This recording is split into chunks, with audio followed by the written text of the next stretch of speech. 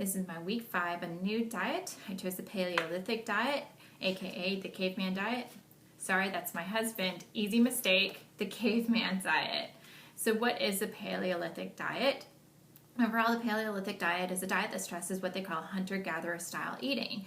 That's high in fruits, vegetables, and meat, moderate amount of berries, nuts, and honey, and low to no carbohydrates and dairy products. That's high-fat dairy or low-fat dairy. So no milk, also no legumes, salts, alcoholic beverages, and refined carbohydrates in particular. It likes to stress real food versus your synthetic or processed foods, and it stresses lots of water, 5 to 8 glasses of water a day. Some diets do allow for tea, green tea in particular, to replace a few of those, like 3 of those glasses of water. So a little bit more detail of what the Paleolithic diet is, and you can see here, this is the Paleolithic or hunter-gatherer diet, the low-carb diet, the low-fat diet, and your traditional Mediterranean diet. And it seems to be a cross between the best of both worlds of your low-carb and your low-fat diet. Here you've got a lot more protein, which is going to make you feel fuller, and a moderate amount of carbohydrates, which we know has their own, carbohydrates have their own problem. It's moderate because of this number down here. You've got a high amount of fruits and vegetables, and that's going to add to that carbohydrate rate, whereas they're not going to actually get those from your actual pastas or breads and whatnot. Also, you'll see down here there's a moderate amount of nuts and low amount of sugar and salt. So that's a little bit more detailed. There's very little information out there on the Paleolithic diet. Very little research has been done. There's been a few studies though, and I'll go through those from the oldest to the newest. The the oldest one was back in 2008, called by Osterdahl,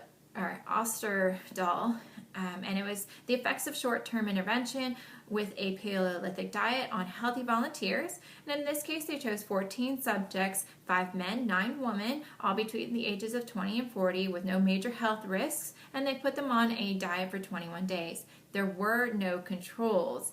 But overall, they did find that the average weight loss was about 2.3 kilograms. There was also a reduction in the BMI. The waist circumference went down about 0.5 centimeter. The systolic blood pressure went down. The plasmogenic activation inhibitor also went down. But to note, there was no statistical change in the LDL level, HDL level, and triacyl glycerides. Johnson and others did one in 2009 called The Beneficial Effects of the Paleolithic Diet on Cardiovascular Risk Factors in Type 2 Diabetes. Now, this was strictly on diabetic patients, and there were 13 of them. 3 of them were women, 5 were men. And they compared the Paleolithic diet with the diabetes diet and found over a 3-month intervention that there was a reduction in the HbA1c, the triacyl glycerides, the diastolic blood pressure. There was also a lowering of weight, body mass index, and waist circumference. And they also, in this case, found a raise in the HDL levels. So we're doing good there. Boyers and others did one in 2014, that's the most recent one, called The Favorable Effects of Consuming a Paleolithic Type Diet on Characteristics of Metabolic Syndrome.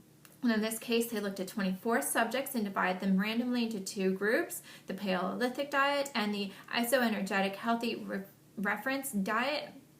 And in this case, they found that the Paleolithic diet did result in a lower systolic blood pressure and diastolic blood pressure, lower total cholesterol, though there was a raise in HDL levels, a lowering in triacyl glycerides as well. And then the weight did decrease in the Paleolithic diet volunteers, even though they did try to avoid any weight decrease to eliminate that factor on anything that was going on in the metabolic syndrome risks. So overall, the data does look good. And that makes a lot of sense because, again, it seems to be a cross between the low carbohydrate diet and the low fat diet.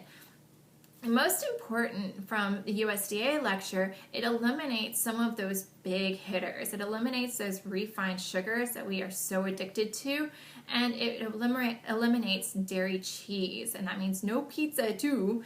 And both of those are going to be big hitters on our excess calorie count and calorie intake and the excess amounts of saturated fats that have a lot of that unhealthy cholesterol.